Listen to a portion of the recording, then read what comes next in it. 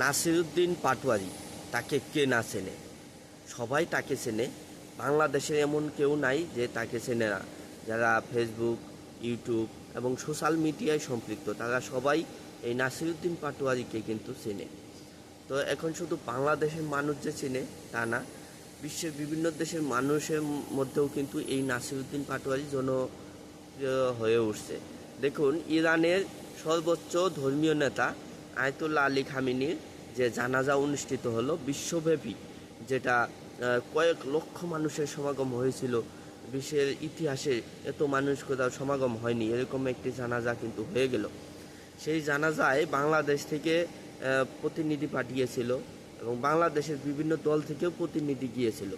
তো বাংলাদেশের যে এনসিপি নতুন একটি দল, যে এই নতুন দলের মুখ্য সমন্বয়ক যে নাসিরুদ্দিন পাটোয়ারি, এই নাসিরুদ্দিন পাটোয়ারি কিন্তু সেই প্রতিনিধি দলের হয়ে সেই ইরানে গিয়েছিল, আয়াতুল্লাহ খামেনির জানাজার নামাজে গিয়েছিল।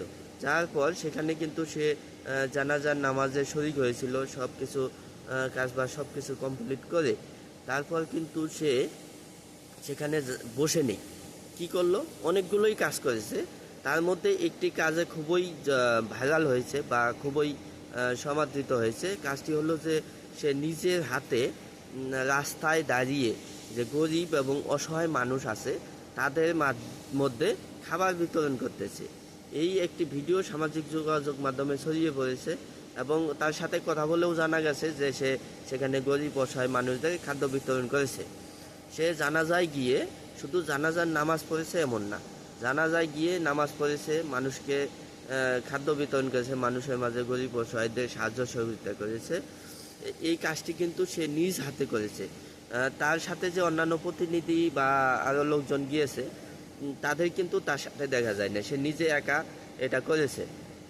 তো এই হলো তার অবস্থা। এটা দেখে কিন্তু প্রতিবেশী দেশ ভারত কিন্তু এটা চটে গিয়েছে এবং আমেরিকা, তিনি কিন্তু আমেরিকার বিরুদ্ধে একটা স্পষ্ট বার্তা দিয়ে এলেন। আমেরিকার বিরুদ্ধে একটা স্পষ্ট বার্তা দিয়েছে, যার জন্য কিন্তু তার পাসপোর্ট বা ভিসা এরকম খবর শোনা যাচ্ছে যে তাকে নাকি আমেরিকাতে ঢুকতে দেওয়া হবে না।